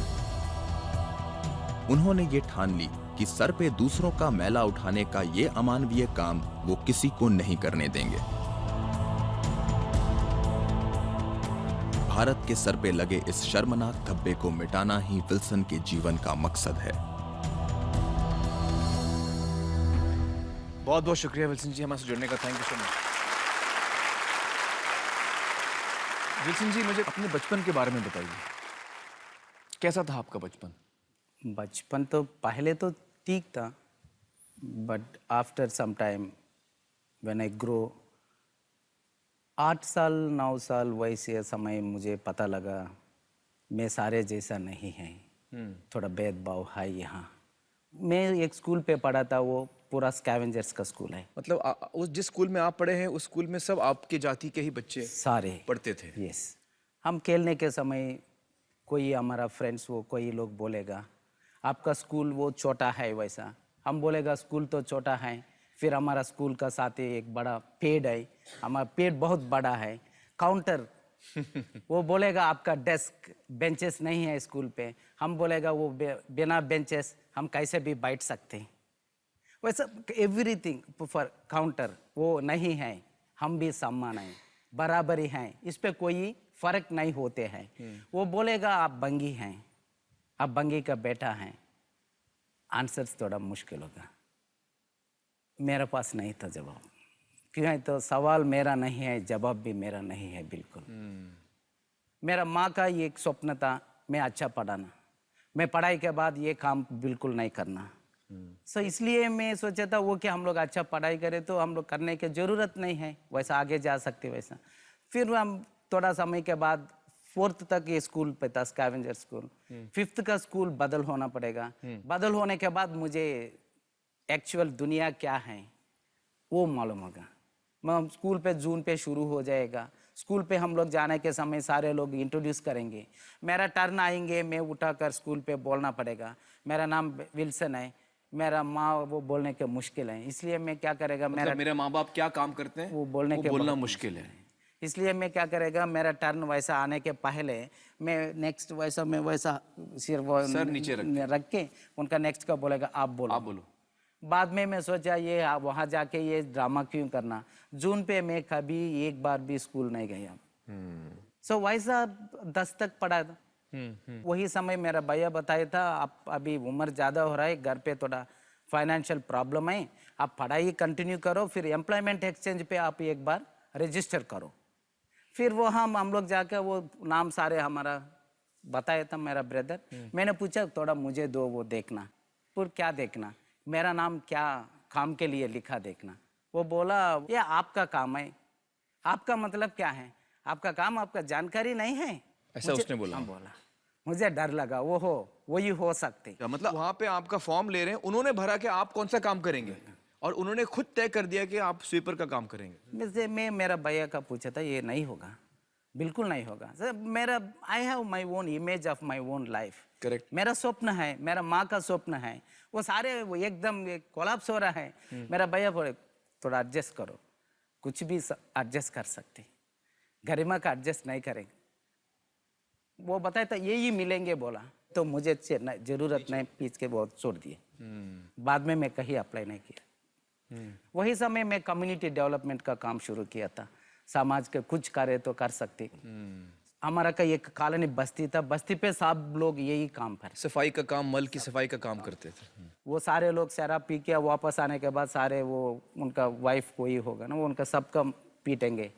ये सारे देखे देखे बहुत है। मैं सोचा वो उनका बोल सकते हम लोग क्यों शराब पी रहा है वैसा।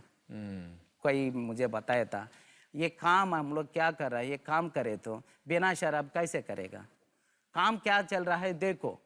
मैं बताया था देखेंगे, मुझे जानकारी है वो क्या काम करते हैं। फिर तो मेरा भैया भी वही काम किया था, लेकिन आपने देखा नहीं था जाके काम? डायरेक्ट देखा नहीं ना वो, वो जाएगा। बट वो चैलेंज किया था मुझे कि आप आके देखो। मैं देखो। फिर मैं गया था एक दिन, वहाँ तो एक बड़ा ड्राई लेट्रिन सिस्टम था, शुष्क शौचालय। वो कम्युनिटी ड्राई लेट्रिन था, इतना बड़ा होते हैं, अंदर कुछ नहीं होते हैं। कोई कहीं आएगा वो उनका यूज करके टॉयलेट वैसा वो बाहर जाएंगे। बाद में कोई सफाई कर्मचारी आना पड़ेगा बकेट बाल्टी लेकर, ये सारे वैसा लेकर बकेट पे भरेंगे। बकेट लेकर शुष्क शौचालय बाहर एक पिट जैसा होते हैं, इसका भरना। बाद में नेक्स्ट डे एक ट्रैक्टर विद द टैंकर होते हैं, टैंकर वो ट्रैक्टर दोनों आएंगे वहाँ, वो लोग वहाँ से ये पिट से सारे निकाल के फिर टैंकर पे भर के टैंक लेकर बाहर जाएंगे, आउटस्कर्ट्स पे वो डिस्पोज करेगा। ये सिस्टम 114 ईयर्स पे था वहाँ। सारे लोग हमारा जाति सारे लोग यही काम पर था। सो मैं लेकर गया। जाने के बाद वो सारे निकाल के वहाँ गया था पिट से सारे पिट मतलब गड्ढा है। ये एक वैसा पिट जैसा बड़ा गड्ढा होता है, बड़ा गड्ढा। इसका फुल पूरा भर होगा, मल से भरा होगा।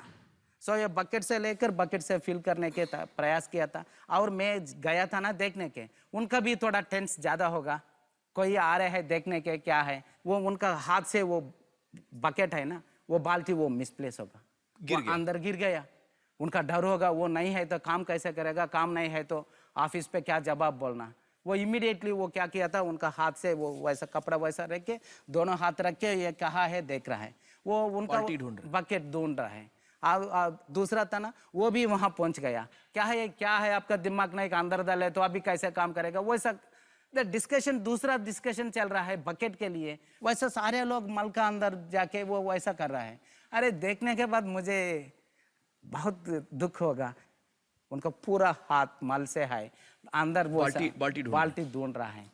मैं उनका पकड़ के थोड़ा प्रयास किया था, स्टॉप करो ये गलत है। वो बोला क्या गलत है, हमारा का जीवन है। मुझे और डर होगा, दुख होगा, ये क्या है, मल पे हाथ रख के बाल्टी लेने का हमारा जीवन कैसे होगा, ये जीवन बिल्कुल नहीं होते हैं। मैं भाषण दे रहा है, वो तो काम कर रहा है, वो जरा डिस्टर्ब नहीं करो। मैं बोला आप इतने डिस्टर्ब कर रहे हैं, डिस्टर्ब क्यों नहीं, ये डिस्टर्बेंस हो रहा है, मैं नहीं छोड़ेगा आपका।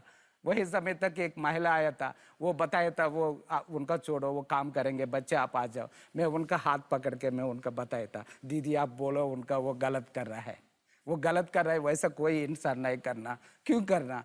अरे रोटी कैसे, बिना रोटी हम लोग मरे तो ठीक है, दीदी आप बताओ, दीदी आप बताओ उनका पकड़ के। वो सारे लोग आया था, ये क्या है, ड्रामा कर रहा है, इधर कुछ हो रहा है, छोड़ो, हम सीक्रेट करके जा रहे हैं, आप इधर आके क्या कर रहे हैं। मैं बताया था नहीं भैया, ये बहुत गलत हो रहा है, ये कोई दुनिया पे नहीं होना, कोई इंसान का ऐसा शिक्षा नहीं होना, ये बिल्कुल आप बंद करना। उनका थोड़ा मन पे थोड़ा दुख होगा, अब सही कह रहा है, सुनने वाला कौन है। मैं बताया था सबका बोलेगा, हाथ से मैला उठा रहा है लोग, वो इंसान कहा है, वो कहा है उनका ढूंढ के मैं जाएंगे बोल के मैं वापस आया। उस दिन आपने तय किया कि जहाँ जहाँ लोग ऐसा काम कर रहे हैं, मल साफ करने का, उठाने का, वहाँ वहाँ आप जाएंगे और उसको रोकने की कोशिश करेंगे। ये फैसला आपने उस दिन किया था। यहाँ से वो आया वापस, मुझे पता नहीं कहाँ जाना, बस स्टैंड जाएगा, सुबह उठाकर सुबह के सारे लोग साफ करने वाले आएंगे, उनका पूछेगा ये गांव के अंदर भी वैसा शुष्क शौचालय है, वो बोलेगा क्यों नहीं है, कहाँ है वो लोग, कहाँ है, उनका साथ बात करेगा। सारे लोग का फोटो खींचना, सर्वे करना, सबका ऑर्गेनाइज करना, सब किया था। And writing the letters, I have written a letter to the prime minister. So prime minister का लेटर लिखने के कैसे लिखना पता नहीं, एड्रेस भी पता नहीं, मैं जस्ट लिख दिया डियर प्राइम मिनिस्टर, ये बहुत गलत है, ये महिला प्रथा है, अभी भी है, स्टॉप करो विल्सन, पोस्ट कर दिया। तो आपने पीएम को खत लिखा? और सुबह दूसरा लोग का भी बोला, चीफ मिनिस्टर का, सबका। बाद में सारे मिनिस्टर्स, वो सारे लोग होगा, प्रेस वाला, पुलिस वाला, इतने बड़ा होगा, हंगामा होगा, वो पूरा हंगामा हो गया वहाँ पे। सारे ड्राई लेट्रिन्स वो डेमोलिश किया था, वहाँ से 107 लोग था, सबका पुनर्वास अदर दूसरा काम पे भी लगा होगा। ये कहाँ की बात है? वो कोलार गोल्डफील्ड्स, वहाँ पर आपने ये शुरू किया। तो आपकी मेहनत से और आपकी कोशिश से ये पहली आपकी विक्ट्री हुई, ये पहली आपकी जीत हुई।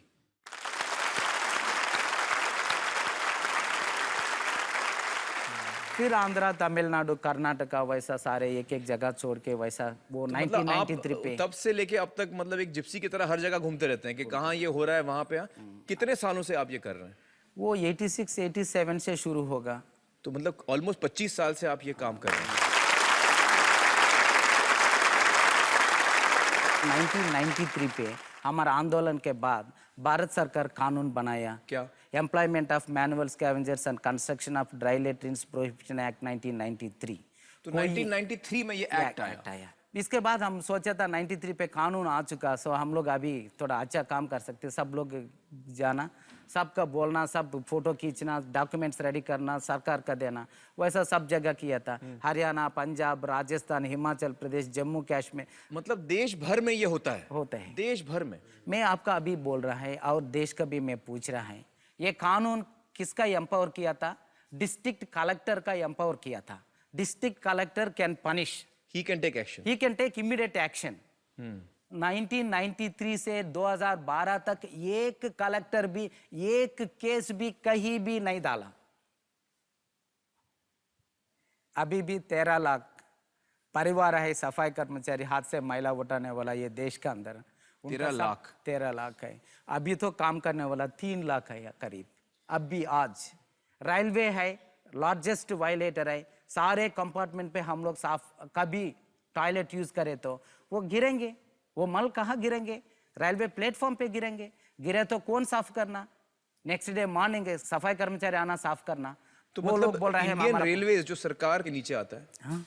मतलब ये जितने मैनुअल स्कैवेंजर्स हैं, इनको एम्प्लॉय करते हैं, उनको नौकरी देते हैं, जबकि ये कानूनन गुनाह है। यस, यही मेरा प्रश्न है।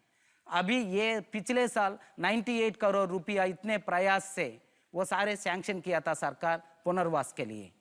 अभी मार्च आ चुका, अभी मैं मिनिस्ट्री पे पता चला 1 पैसा भी खर्च नहीं होगा 98 करोड़ पे।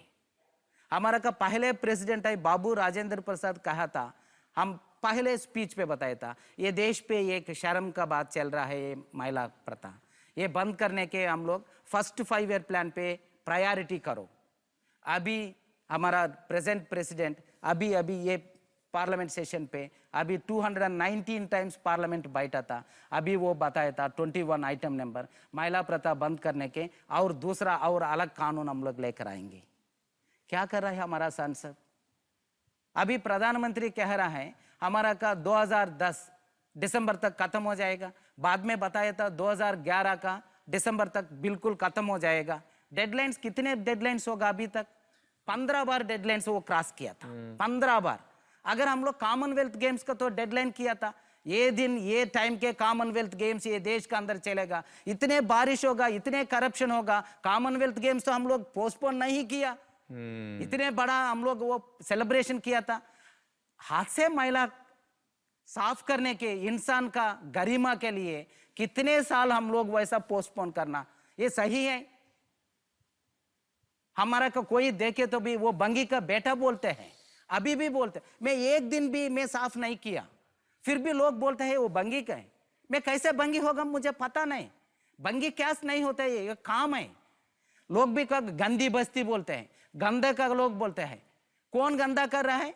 लोग सारे गंदा करे तो मैं साफ करे तो साफ करने वाला गंदा होगा, आप तो अच्छा होगा, ये कैसे होगा? हम अगर बोले तो सारे लोग वेरी पैथेटिक बोलेगा, ये बहुत दुख का बात बोलेगा। मुझे मैं वही कह रहा है, मुझे आपका आंसू नहीं चाहिए, आपका दया नहीं चाहिए, आपका गुस्सा चाहिए ये व्यवस्था का ऊपर। आपका गुस्सा है तो बिल्कुल ये बदल हो जाएगा, बिना गुस्सा कुछ कैसे हो जाएगा? विल्सन जी, आप बिल्कुल ठीक कह रहे हैं। इस मुद्दे को हम आज का हमारा सवाल बनाएंगे और मैं चाहूंगा कि हर हिंदुस्तानी का इस मुद्दे के साथ समर्थन हो। आपके एसएमएसेस, आपकी चिट्ठियां, आपके ईमेल्स, आपके ट्वीट्स या फेसबुक कमेंट्स, इन सब की हम एक फाइल बनाएंगे और सरकार के सामने ये प्रस्ताव रखेंगे कि मैनुअल स्कैवेंजिंग की ये प्रथा खत्म होनी चाहिए और इस बार जो तारीख दी जाए वो छूटे ना। विल्सन जी, ये सिर्फ आपका अकेले का आंदोलन नहीं हो सकता, इसे मेरा आंदोलन भी बनना पड़ेगा, हम सबका आंदोलन बनना पड़ेगा। बहुत बहुत शुक्रिया हमारे साथ बातचीत करने का।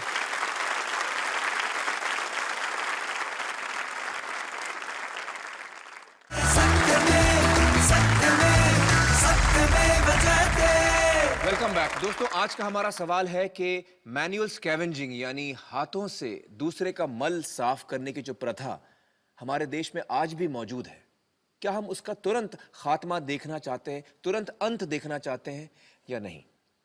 अगर आपका जवाब हाँ है तो अपने मोबाइल फोन पर Y टाइप करिए और इस नंबर पर भेजिए 5782711। अगर आपका जवाब ना है तो N टाइप करके इसी नंबर पर भेजिए। इस एसएमएस को भेजने का खर्च सिर्फ 1 रुपया है। आपके एसएमएस के जरिए जितना भी पैसा इकट्ठा होगा, गवर्नमेंट टैक्सेस काटने के बाद वो सारा का सारा पैसा इस संस्था को दिया जाएगा, association for rural and urban needy. मैं आपको बता दूं कि इस संस्था के साथ विल्सन जी जुड़े हुए हैं और ये संस्था सफाई कर्मचारियों के हित में काम करती है। विल्सन जी, मेरी गुजारिश है कि प्लीज हमारी तरफ से ये भेंट आप कबूल करें। अगर आप इस संस्था को और भी सहयोग देना चाहते हैं तो स्क्रीन पर दिए गए नाम से चेक बनाकर आप अपने नजदीकी एक्सिस बैंक की शाखा पर जाकर जमा करा सकते हैं। आप चाहें तो उनकी वेबसाइट पर ऑनलाइन ट्रांसफर भी कर सकते हैं। इसके बारे में अधिक जानकारी आपको हर एक्सिस बैंक की शाखा पर मिलेगी।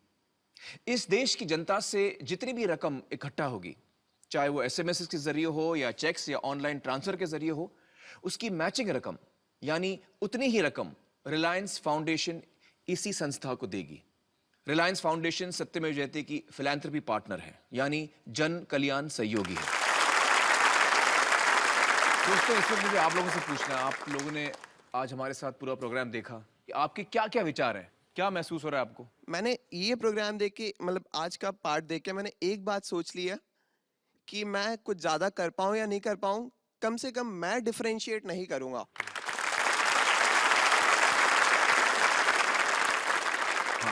आज हम डेवलपमेंट इस चीज़ों में, स्टेटस में ये करते हैं कि अच्छा ये शहर डेवलप्ड है क्योंकि इसमें इतने मॉल्स हैं, मल्टीप्लेक्स हैं, फिर मेट्रो है, लेकिन हमारे एक्चुअल डेवलपमेंट के चेक पॉइंट्स ये होने चाहिए कि यहाँ कास्ट नहीं है, जात पात नहीं है, यहाँ अंतर नहीं है, डिस्क्रिमिनेशन नहीं है। कितनी 2 बड़ी साल बात से कही आपने। जब ये डिस्कशन शुरू हुआ और जैसे जैसे उन्होंने वो वीडियो क्लिप्स बताए, जब वो लड़का गुजरात में बोल रहा था कि स्कूल जाते हुए शर्म आती है इसलिए मैं खाना खाने ही नहीं जाता हूँ, तो सडनली एक तरह का झटका लगा कि हम कितने प्रिविलेज्ड हैं। सोसाइटी में सच्चाई हर इंसान के लिए अलग होती है। हमारे लिए सच्चाई ये है जो हमारी दुनिया है। हमारे माँ बाप के पास पैसे हैं, हम कॉलेज अफोर्ड कर सकते हैं, हम कभी ना कभी कुछ तो कमाएंगे और हमारे पास एक सेट पाथ है। उनके लिए उनकी सच्चाई अलग है। पर हमें इस तरह से सोचना है कि हम एंड में सब भारतीय हैं, हमारी एक सच्चाई है और उस सच्चाई को एक्सेप्ट करके हमें एक तरह का बदलाव लाना है और हम शायद से कोई चेंज ला पाएंगे।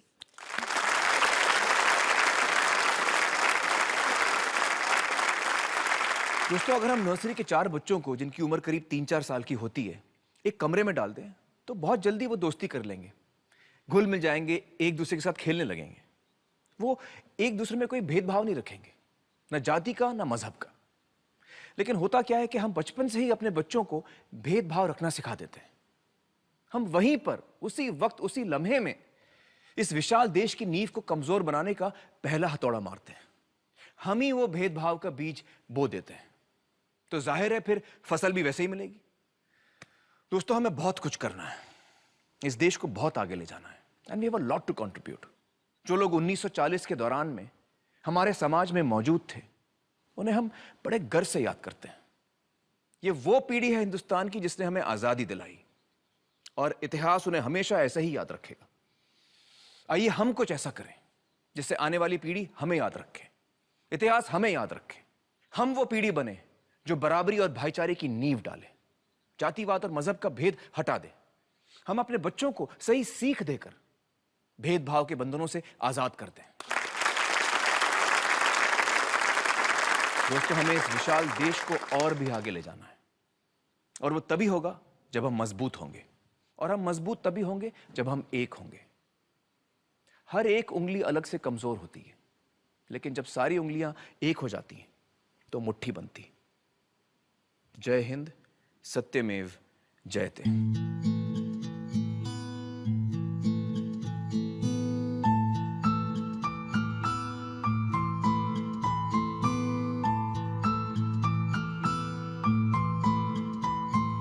सब जन में एक बीज से सबकी मिट्टी एक, मन में दुविधा पड़ गई, हो गए रूप अनेक, हो गए रूप अनेक।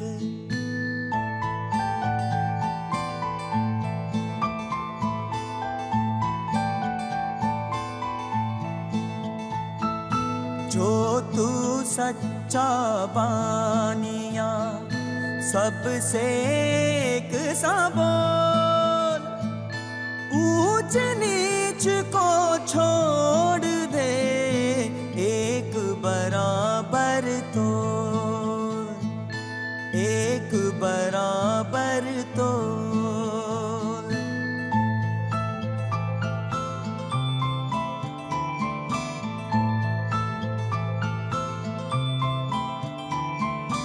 ऊंचे कुल